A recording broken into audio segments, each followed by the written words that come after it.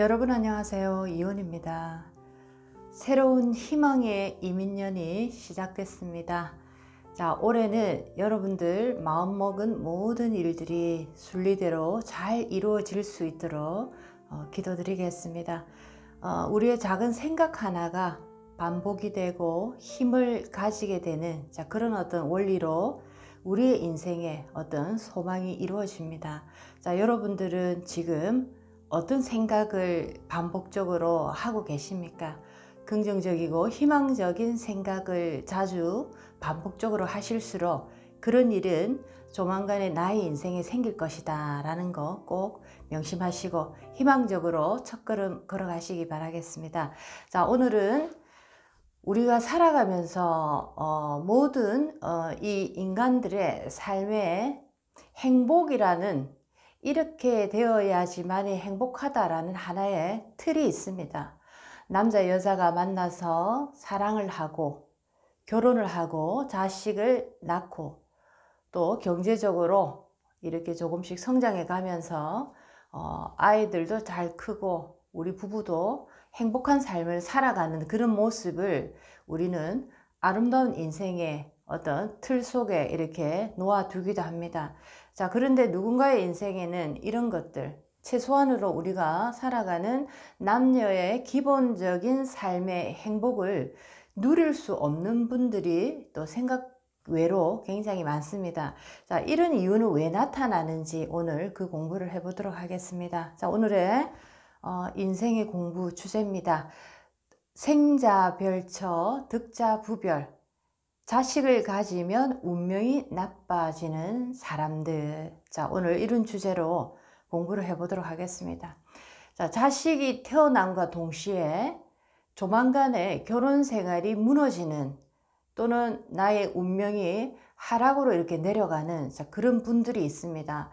우리가 옛날에도 어르신들이 그런 말씀을 하는 것을 저도 많이 들었는데, 저 녀석을 낳고 나서 우리 집안이 망했다, 자식을 낳고 나서 내가 되는 일이 없다, 자, 이런 얘기를 여러분들도 아마 들어보셨을 겁니다. 자, 그런 일이 왜 벌어지는지, 자, 오늘은 자식을 낳고 나서 결혼 생활이 무너지거나 또는 내가 하는 일이 되지 않는, 자, 운명이 하락으로 이렇게 떨어지는 경우가 있습니다. 자, 오늘은 여자분의 사주에서 그런 일을 겪게 되는 분들, 또 남자분의 사주에서 또 그런 일을 겪게 되는 분들, 자, 이렇게 두 가지로 나누어 보겠고, 자, 세 번째는, 자, 이런 일들이 왜 내 생에 지금 어떤 현생에서 내가 겪어야만 하는지 전생의 그 기운을 한번 또 읽어보도록 하겠습니다.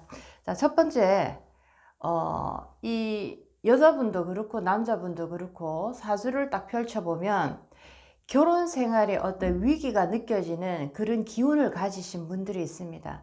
첫 번째, 여자분들의 사주에서 거의 다 보게 되면 결혼 생활을 온전하게 유지해 나가기가 굉장히 힘든 그런 어떤 사주 구조를 가지신 분들이 있습니다. 자, 우리가 60갑자 중에서 두 가지의 일주를 한번, 여자분들 사주 중에 결혼 생활이 힘들어지는 분, 그리고 자식을 내가 가지게 되면 남편과의 이별수 또는 사별수가 생기는, 자, 두 가지의 사주를 한번 일단 일주를 보도록 하겠습니다.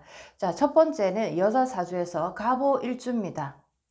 두 번째는 경자 일주입니다. 자, 이렇게 갑오와 경자 일주 여자분들의 사주를 보게 되면, 자, 이 두 일주 모두 12운성의 기운에서 사궁에 이렇게 들어갑니다. 사궁이라는 것은 뭐 육체적인 일을 많이 쓸 수 없는, 자, 그런 어떤 직업군에 많이 놓이게 되고, 주로 정신적인 영역에서 굉장히 뛰어난 그런 어떤 능력을 가지신 분들, 우리가 사궁이다 라고 하는데, 자, 이렇게 12운성의 기운에서 특히나 일지에 사궁의 기운을 이렇게 가지고 있다라는 것은 이미 남편과의 인연 또는 나의 결혼이라는, 자, 그런 어떤 평범한 꿈을 내가 완성시키기 위해서는 뭔가 굉장히 불안한 요소를 가진 것이 12운성 사궁의 기운입니다.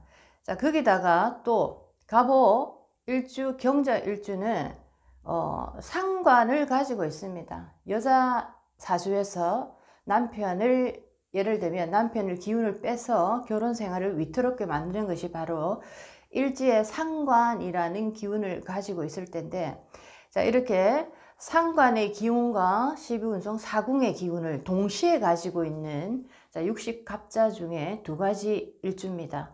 경자일주, 갑오일주. 여자분들 굉장히 살아가면서 결혼 생활 또는 남편과의 사이에서 큰 고통을 겪는 경우가 대부분이고, 거의다 보면 이별 또는 이혼 또는 사별수가 이렇게 많이 나타납니다. 자, 이런 분들은 자식을 딱 낳고 나면 이제 어느 시기가 되면, 자, 이 기운이 동하기 때문에 남편을 밀어냅니다. 극하게 밀어내는데, 이분들이 주로 마음적으로 남편을 밀어낼 때 마음적으로 계속적으로 마음을 먹는 그런 어떤 기운들이 있습니다.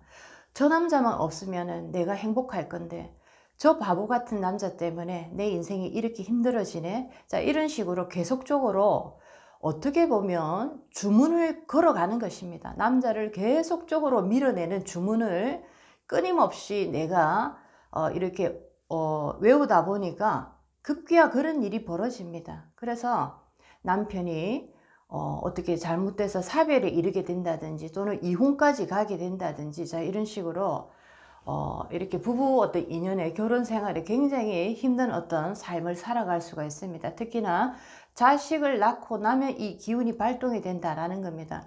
자, 이 기운이 발동될 때를 보게 되면 주로 대운에 의해서 그것이 언제 발동이 될 것인가를 볼 수가 있고, 대체적으로 또 보게 되면 결혼을 하고 10년에서 15년 사이에 아이를 낳고 나서 이 아이가 보통 초등학교 들어갈 때 8살부터 뭐 초등학교 이 기간입니다. 보통 결혼 생활로 치면 결혼하고 뭐 3, 4년 또는 2, 3년 뒤에 평균적으로 첫 아이를 많이 이렇게 가지고 출산을 하는데, 대체적으로 이 아이가 초등학교를 딱 들어가서 아이가 뭐 8살부터 12살, 13살, 자, 요 정도 되는 나이, 결혼 생활을 치면 결혼 생활 10년에서 15년 정도 되는, 자, 이런 시기가 딱 됐을 때 이 식상, 상관의 기운과 12운성 사궁의 기운이 동시에 발동이 되는 경우가 있습니다. 이럴 때 이제 남편과 이별 또는 사별의 기운이 이때 치고 들어옵니다. 자, 이 기운을 갖고 있어도 예를 들어서 이렇게 얘기를 해드리면 우리는 아무 문제가 없는데요 라는 분도 있는데, 자, 이 시기가 아직 지나지 않은 분들이 대부분입니다. 자, 이것을 한번 참고해 보시고 우리 부부 관계를 한 번 더 점검해 보시고 결혼 생활을 내가 어떻게 유지를 해 나갈지 또 한번 공부를 해 보시기 바라겠습니다. 이렇게 여자 사주에 식상을 일지에 가지고 있고 또 12운성 기운이 일지에 사궁에 놓인 이런 분들은 되도록이면은 남편과 함께 자주 있는 것보다 남편의 직업 또는 나의 직업을 조금 이렇게 출장을 자주 가는 직업 또는 멀리서 가끔씩 볼 수 있는 이런 일을 택했을 때 조금 더 이런 기운이 완화가 되고 풀려나간다라고도 볼 수 있기 때문에 한번 참고해 보시기 바라겠습니다. 자, 자주 보지 않는 것이 좋다라는 거죠. 어떤 나쁜 기운이 동할 때는 그 기운이 힘을 발휘할 수 있는 그 조건을 다 갖출 때 그 힘이 그대로 발휘가 됩니다. 자, 그런데 그 힘이 발휘를 하고 싶어도 발동이 이렇게 되려고 해도 그 발동의 대상자들이 자기 그 기운의 바운더리 속에 들어있지 않으면 그 기운이 잘 제대로 움직이지가 않습니다. 그래서 방편으로 되도록이면 멀리 떨어지고 자주 보지 마라라는 것이 하나의 방편이 된다라는 거죠. 어떤 기운이 동할 때도 그 기운이 가장 강력하게 힘을 발휘하는 그 바운더리가 있다라는 거죠. 그 환경에서 조금만 멀어져도 그 기운이 약화되기 때문에, 자, 이것을 우리가 방편으로 조금 멀리 떨어지는 거 또는 자주 보지 않는 거, 이런 식으로 또 방편을 얘기를 해 드린다, 이렇게 이해를 하시면 좋겠습니다. 자, 두 번째는 그러면 남자분들 사주에서 이렇게 결혼을 해서 자식을 낳았는데 나의 운명이 하락으로 이렇게 내려가는 분들이 있습니다. 너무나 안타깝고 너무나 가슴 아픈 얘기일 수도 있는데, 자, 많은 분들이 그런 경험 많이 하는 분들도 있습니다. 여자친구를 만나서 너무 좋아서 요즘 뭐 결혼 전에 같이 함께 사는 것도 참 많은데, 자, 이렇게 동거를 하고 할 때는 굉장히 사이가 너무 좋고 정말 이 여자는 나의 천생연분이다 라고 생각을 하고 마침내 결혼까지 이르게 되고 아이까지 낳았는데, 아이를 낳고 얼마 지나지 않아서 바로 이혼을 할 수밖에 없는 그런 어떤 사건에 이렇게 맞닥뜨리게 되는 경우가 있습니다. 자, 어떤 만남이 이어지면서 갈수록 성장 단계를 이어가는 좋은 결실을 맺어야 되는데, 자, 이분 같은 경우에는 성장을 하면 할수록 만남의 어떤 관계 인연이 무르익으면 무르익을수록 내가 급기야 결정적인 순간에 나락으로 이렇게 곤두박질 쳐버리는 이런 운명으로 다가갑니다. 자, 남자 사주에서 한번 보도록 하겠습니다. 남자 사주에서 보게 되면 주로 재성이라는 여자의 에너지입니다. 여자의 에너지인데, 이 여자의 에너지가 나에게 좋지 않은 기운으로 이렇게 사주에 구성되어 있는 분입니다. 자, 그리고 또 남자 사주에서 보게 되면 관성이라는 기운, 자식입니다. 이 관성이라는 자식의 기운과 재성이라는 아내, 여자의 기운이 나의 사주에 이미 좋지 않은 에너지로 이렇게 구성이 딱 되어 있습니다. 자, 이런 분들이 여자를 만나서 결혼을 하고 자식을 딱 낳는 순간 남자 같은 경우에는 본인이 조금 좋지 않은 그런 어떤 일을 당할 수가 있고, 어떤 분은 바로 어떤 이혼에 이렇게 들어가는 경우가 있습니다. 한 예로 남자분이 어떤 여자분을 이렇게 만나서 그때는 결혼할 상황이 아니어서 뭐 금전적으로 조금 준비도 되지 않고 여러 가지 상황이 결혼할 단계가 아니기 때문에 일단 함께 동거를 시작을 했습니다. 동거를 하면서 살아보니까 이 여자가 너무 좋고 또 돈도 제법 모았기 때문에 이제 우리도 결혼을 하자 해서 결혼식을 하고 또 바로 자식까지 임신을 해서 어떻게 보면 겹경사라고 얘기를 합니다. 경사가 이렇게 더블로 일어났는데 너무나 기뻤고 행복했는데, 시간이 조금 지나고 나니까 이분이 굉장히 큰 어떤 고통에 직면하게 됩니다. 여자분이 나의 친구와 바람이 나서 결국에는 이 사실이 들통나고 가정이 깨져 버렸습니다. 자, 이런 식으로 남자 사주에 재성이라는 여자의 기운과 관성이라는 자식의 기운이 좋지 않은 역할을 하고 있는 상황에서 내가 결혼을 하고 자식을 낳았을 때 이런 기운이 이렇게 발동이 되고 있습니다. 이렇게 우리가 가슴 아픈 일을 겪고 있을 때 이 일이 도대체 왜 나에게 이렇게 찾아왔는가 라는 근원적인 질문 참 많이 하시는데, 인간의 살아가는 모습을 우리가 살아가는 어떤 지식적인 측면에서 설명을 하려고 하면 이해가 되지가 않습니다. 대부분의 분들이 다 듣고 나서 내가 뭘 잘못했는데 이런 험한 일을 겪어야 됩니까? 라고 얘기를 합니다. 자, 그런데 자연의 흐름으로, 자연의 순리의 법칙대로 이 인연관계가 왜 이렇게 발동이 되고 이런 결과를 맞을 수밖에 없는가를 설명을 해드리면 모든 분들이 충분히 이해를 하시고 고개를 끄덕끄덕 하십니다. 자, 그래서 자연의 이 순리라는 것은 많은 사람들에게 굉장히 큰 이해력을 높일 수 있는 하나의 큰 어떤 방편이 될 수가 있겠습니다.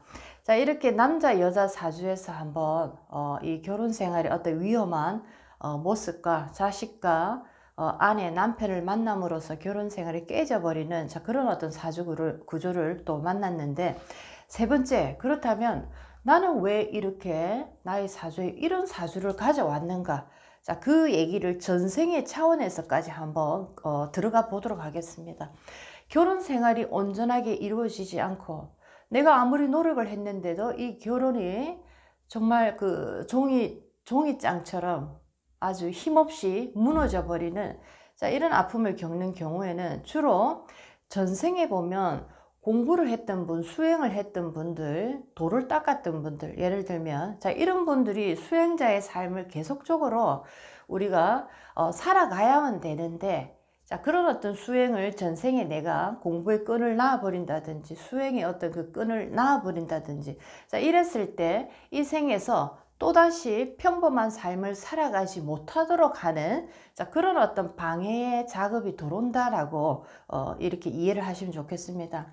이렇게 수행자로서 공부의 끈을 계속적으로 이어나가고 마지막에는 이 공부의 완성을 해야 되는데 사이사이마다 그 층층마다 수많은 유혹이 이렇게 들어옵니다. 그 유혹을 이겨내고 이 수행의 단계를 올려서 가야 되는데 이렇게 전생에서 수행을 하는 수행자의 삶을 살아가는 분이 뭐 여자로 인해서 또는 남자로 인해서 아니면 이성적인 어떤 성적인 문제로 인해서 그 수행이 중간에 정지가 됐을 때 이 생에 다시 왔을 때 내가 만약에 가정을 가지고 평범한 삶을 이렇게 살아가고자 하지만 이것이 쉽게 허락이 되지 않는 이런 모습으로 나타나기도 합니다. 자, 오늘 여러분들에게 인생의 또 다른 얘기를 한번 해봤습니다.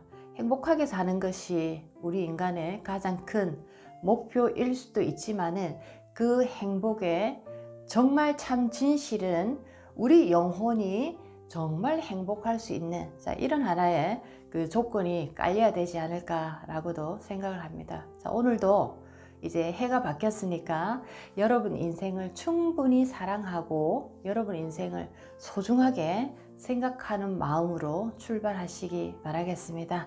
자, 이온이었습니다. 다음 시간에 뵙겠습니다.